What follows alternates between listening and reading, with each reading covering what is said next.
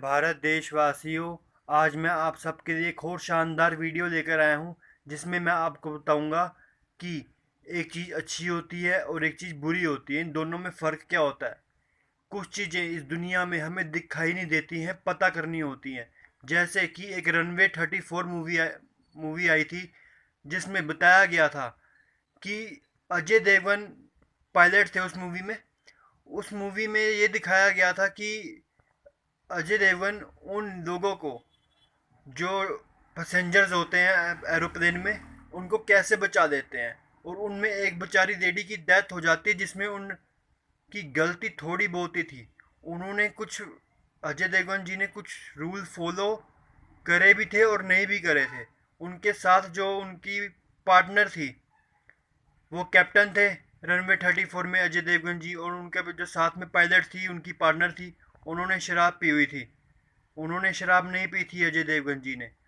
उनकी जो पार्टनर होती है वो उनसे बात छुपाती है कि मैंने शराब पी हुई है। पर अजय देवगन को नींद भी आ रही होती है ना, पर उनका दिमाग चल रहा होता है कि उन्होंने पैसेंजर्स को कैसे बचाना है। क्योंकि कुछ चीज़ें ना ऑब्जर्व करनी होती हैं। ऑब्जर्व का मतलब होता है कि आसपास चीज़ें क्या चल रही हैं, आसपास क्या घटना घट रही है, उन चीज़ों को समझना होता है। ये चीज़ दिखाई गई है कि उनका दिमाग, अजय देवगन जी का दिमाग इस मूवी में कितना ऑब्जर्व करते थे उन चीज़ों को। वो बेशक उनका ध्यान उस टाइम सोने में नहीं था। उनका ध्यान था कि उनकी फैमिली में, जैसा बताया गया था कि अगले दिन उसकी बच्ची का जन्मदिन होता है अजय देवगन जी का। तो उस टाइम ना फैमिली का जब बातें चल रही होती हैं दिमाग में, तो दिमाग डिस्टर्ब हो जाता है। किसी के साथ भी ऐसा हो सकता है। पर उनका ध्यान पूरी अपनी ड्यूटी पर था अजय देवगन जी का रनवे 34 में। ऐसे ही हम सबको भी अपना ध्यान अपने काम पर लगाना चाहिए। हम कंफ्यूज हो जाते हैं कई बार कि यार सामने वाले ने हमें गलत कह दिया। हम लोगों की ना बातों में बहुत जल्दी आ जाते हैं। बातों में नहीं आना है, हमें लोगों की बातों को समझना है कि सामने वाला क्या बोल रहा है। चीज़ों को ऑब्जर्व करना आना चाहिए। ऑब्जर्व का मतलब होता है कि आसपास चीज़ें कैसी चल रही है, क्या चल रहा है। बताया गया था इस मूवी में कि ज़िंदगी में दो पहलू होते हैं, क्या हुआ, कैसे हुआ। ये चीज़ें ध्यान में रखना बहुत ज़रूरी है। मैं भी अपने एक्सपीरियंस को शेयर करता हूँ। मैं किसी की बातों को ना ऐसे नहीं आ जाता हूँ किसी की बातों में। हर इंसान को किसी की बातों में ही आना चाहिए। समझना चाहिए कि कौन सामने वाला क्या बोल रहा है। कान सबके दिए होते हैं। अगर किसी इंसान को कुछ सुनकर समझना नहीं है, तो उस इंसान को अपने कान दान कर देने चाहिए उन लोगों को जिन बेचारों का एक कान कटा हुआ है। एक कान कटा हुआ बोला है, दो कान तो किसी के भी नहीं कटे होते हैं। किसी का तो एक कान कटा होगा, उसको जाके कान ही दान कर दे अगर कुछ सुनकर समझना नहीं है। कान जो सुनकर, जिनके बेचारों के कान होते हैं, इंसान के दो कान होते हैं हर इंसान के, अगर किसी इंसान को सुनकर समझना है तो वो गुड लिसनर होता है। गुड लिसनर इंसान की जो अच्छी क्वालिटी होती है उसको बहुत आगे लेकर जाती है। इसलिए सबको गुड लिसनर बनना होगा। बन सकते हैं, ऐसी बात नहीं है।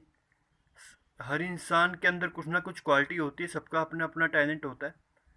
पर यार दूसरों की बातों को सुनकर समझोगे तभी। एक दूसरे की बातों को नहीं काटोगे तो टाइम भी बचेगा। हमारे देश में यही प्रॉब्लम है, हम ना एक दूसरे को गलत बोलना शुरू कर देते हैं, दूसरे के ऊपर इल्ज़ाम लगाना शुरू कर देते हैं, अपनी गलती नहीं मानते हैं। यार अगर गलती हो भी गई है, गलती तो इंसान से ही होती है ना। अगर हर इंसान गलती ना करे, अगर इंसान से गलती ना हो तो हर इंसान भगवान ना हो जाए। और अगर गलती हो भी गई है तो सॉरी बोल दो यार। सॉरी बोलने से कोई छोटा नहीं हो जाता है। झुकता वही है जिसमें जान होती है, अक्कड़ तो मुर्दे की पहचान होती है। ये बातें गांठ बांध दो, जिंदगी में बहुत काम आने वाली हैं। सॉरी बोलने से कोई छोटा नहीं हो जाता है। झुकता वही है जिसमें जान होती है, अक्कड़ तो मुर्दे की पहचान होती है। यार खुद ही सोचो ना यार, अगर हम किसी को कुछ समझाना चाहते हैं और सीखना भी चाहते हैं, एक दूसरे से सीखेंगे तभी आगे किसी को समझा पाएंगे। क्योंकि हमें भी उतनी नॉलेज होनी चाहिए ना समझाने के लिए। अगर कहीं गलती हो भी गई, सॉरी बोल दो, छोटा थोड़ा हो जाएगा सॉरी बोलने से कोई। बस लोगों के ना अंदर यही घमंड होता है, लोगों के अंदर ये नेगेटिव एटीट्यूड होता है। लोग सोचते हैं हमारे अंदर तो एटीट्यूड है, अक्कड़ में चढ़ चलते हैं। यार ये नेगेटिव एटीट्यूड होता है, पॉजिटिव एटीट्यूड नहीं होता है। सामने वाले को बिना जवाब दिए चले जाना, ये भी नेगेटिव एटीट्यूड है, पॉजिटिव एटीट्यूड में नहीं आती हैं चीज़ें। अपने अंदर पॉजिटिव एटीट्यूड लाओ, सामने वाले को पूरी बात क्लियर करके जाओ। इग्नोर मत करो किसी को। इग्नोर तो वो हो गया कि बंदे का पास टाइम नहीं है, तब भी बंदे को बोल के जाना चाहिए, भाई सॉरी मेरे पास अभी टाइम नहीं है, मैं बाद में इस बारे में आपसे डिस्कस कर दूंगा या कर दूंगी। पॉजिटिव एटीट्यूड बोलते हैं इसको। नेगेटिव एटीट्यूड वो हुआ जो बिना कुछ बोले, या तो थका होगा इंसान तो वो बात अलग है, वो नेगेटिव एटीट्यूड में नहीं आता। जब इंसान थक जाता है, वो थकान तो यार हर इंसान को होती है, भगवान तो है हम जो थकेंगे नहीं। नेगेटिव एटीट्यूड ये है कि बिना जवाब दिए चले जाना, कुछ भी बोलो पर बोलो जरूर। आप लोग जब जैसे कि कोई इंसान बीमार होता है, डॉक्टर के पास जाता है, डॉक्टर को बोल के बताता है ना कि मुझे ये बीमारी है, फिर डॉक्टर भी उसको बोल के बताता है भी ये दवाई दे दे ठीक हो जाएगा। इसलिए हर समस्या का समाधान बोलने में ही है। अगर इंसान थका हुआ है तो बात अलग है, हर इंसान को थकान होती है। बोलने सारी समस्याएं ठीक हो जाती हैं। बोलना तो सबको आता है, छोटा छोटा बच्चा बोल देता है। कब क्या बोलना है ये नहीं सिखाया जाता है किसी को, खुद ही सीखनी होती हैं चीज़ें। सुनोगे, आसपास चीज़ों को समझोगे क्या चल रहा है, उसे ऑब्जर्व करना कहते हैं। आसपास की चीज़ों को सुनकर समझना या देख के समझना, चीज़ों को ऑब्जर्व करना, ये बहुत अच्छी क्वालिटी होती है इंसान के अंदर कि अगर वो चीज़ों को समझ रहा है सुनकर शांति से। हर इंसान को अपना दिमाग शांत रखना चाहिए। गुस्सा भी होता है इंसान के अंदर यार, ये चीज़ें, गुस्सा जो होता है ना वो कंट्रोल नहीं होता है। जैसे इंसान टॉयलेट करता है, वो कंट्रोल नहीं होता, कभी तो करेगा ना टॉयलेट। ऐसे ही गुस्सा भी कभी ना कभी निकल ही आता है, निकल ही आता है इंसान का गुस्सा। वो कंट्रोल नहीं होती हैं चीज़ें, ना गुस्सा कंट्रोल होता है ना टॉयलेट कंट्रोल होता है। ये तो यार भगवान ने दी हैं चीज़ें, नेचुरल चीज़ें हैं। इन नेचुरल चीज़ों से हम छेड़छाड़ तो कर नहीं सकते हैं।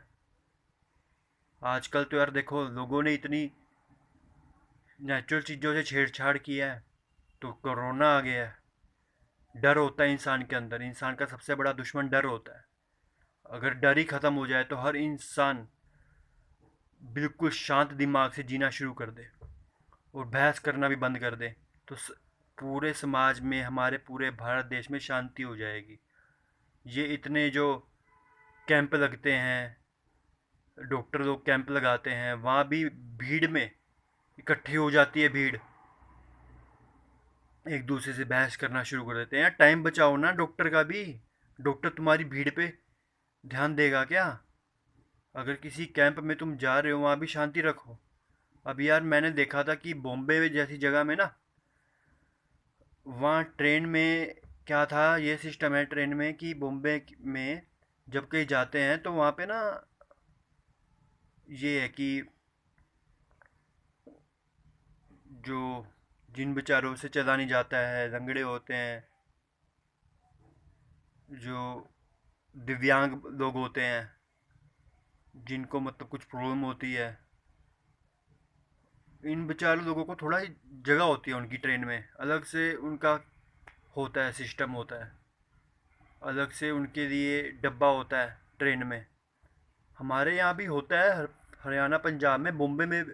यार देखो बॉम्बे जैसी जगह कितनी सही जगह है, तो वहाँ पे इतनी अच्छी फैसिलिटी दी गई है लोगों की, भाई विकलांग लोगों के लिए अलग से डिब्बा तैयार किया गया है। ऐसे ही अगर किसी भीड़ में जाते हैं, कहीं किसी लंगर में जा रहे हैं, तो वहाँ भी विकलांग लोगों के लिए अलग से लाइन होनी चाहिए।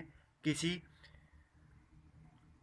अलग जैसे मूवी वगैरह देखने जा रहे हैं, वहाँ पे भी विकलांग लोगों के लिए अलग से लाइन होनी चाहिए। भीड़ नहीं इकट्ठी करनी है यार, टाइम बचाओ, हर किसी का टाइम जरूरी है आज के टाइम पे।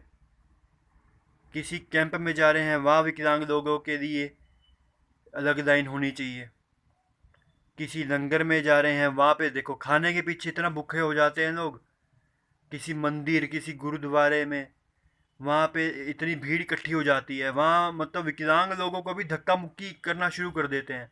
यार विकलांग लोगों को तो बख्श दो कम से कम। विकलांग लोगों को भी मतलब इतना मतलब का पीछे मतलब धकेल दिया जाता है, धक्के मुक्की शुरू कर देते हैं लोग। उनके लिए तो अलग जगह होनी चाहिए, विकलांग लोगों के लिए किसी हॉस्पिटल में भी अलग से लाइन होनी चाहिए। मतलब इमरजेंसी तो होती है, इमरजेंसी में वार्ड में लेकर जाते हैं, पर कई कई जगह ना हॉस्पिटल में भी भीड़ शुरू कर देते हैं, धक्का मुक्की ये सब होना शुरू कर देते हैं। विकलांग लोग को सबसे पहले आगे लेकर जाओ, आगे उनको अलग से जगह, लाइन अगर भीड़ है लाइन है तो अलग से जगह दो। सब मतलबी मत बनो, एक दूसरे के दोस्त बनो। जब दोस्त बना के काम हो सकता है तो दुश्मन क्यों बनाए किसी को। आगे भी वीडियो लाता रहूँगा, इस वीडियो को जरूर ध्यान से देखना, सब्सक्राइब कर देना, शेयर कर देना, लाइक कर देना। अगर कमेंट अगर कुछ करना चाहते हैं तो कमेंट कर देना, मैं देख लूँगा, फिर उस हिसाब से आगे भी वीडियो लाता रहूँगा। बाय बाय सबको, टेक केयर।